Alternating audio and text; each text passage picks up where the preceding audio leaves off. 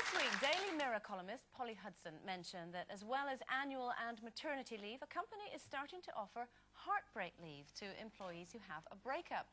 The owner says not everyone needs maternity leave, but with heartbreak, everybody needs time off. So what do we think? Do we think this is a good idea? I don't think so. I think this is rubbish. For goodness sake. Well, everybody goes through a bit of heartbreak. You've got to get on with your life. Get up and get out to work, do you good, cheer you up, talk to other people. You know, there are worse things in life, aren't there? For goodness sake. Please. But what about the fact that somebody might be sitting at the desk opposite you, sort of snivelling and crying and being quite miserable? Well, surely it's better if they're at home. The idea that you leave them at home to wallow in self-pity is just unbelievable. I mean, in fact, I think maternity leave's probably more, you know, required. Have a sit down, a good cup of tea and take the weight off your feet. But, you know, if you're gonna go in, talk about it, let it go through your system and throw it away. I know, Linda, but it depends just how... I mean, I don't agree if this is the case that you get a day if you're 20, 2 days if you're 30, and you know, because I think it probably gets easier to move on when you get older. But nevertheless, I don't know whether I actually believe in an actual, you know, sort of given period of time. But I do think that there should be compassion in the workplace for heartbreak, you know, because there's a friend of mine who's just been devastated by some news, and it's almost like she's been living, or he's been living a lie for several years now. So it's kind of, it's broken her spirit to a degree.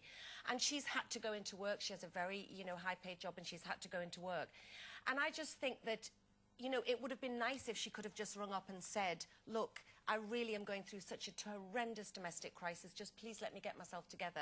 And it would be nice if people had the compassion. I know, it's not to say they won't have compassion. You could go into work and say, oh gosh, you look unhappy. Yes, I'm having a terrible time, I've broken up, or, you know, I'm really depressed. But you don't need time off. Yes, but I think that it's that, you know, it's not necessarily that people are going to become mentally ill with heartbreak. I don't mean that. But I just think that emotional pain can be as bad as physical pain, and therefore there should be some time allotted. The office bicycle should be off every week. No, I know.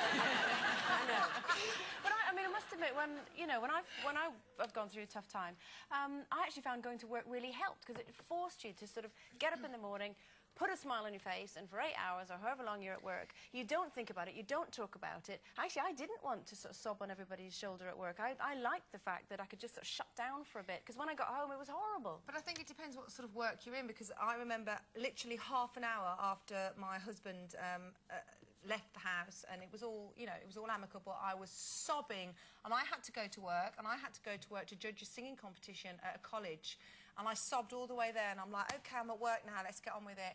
And this person came on, I had 3 hours of it going, all by myself. And I'm sitting there going...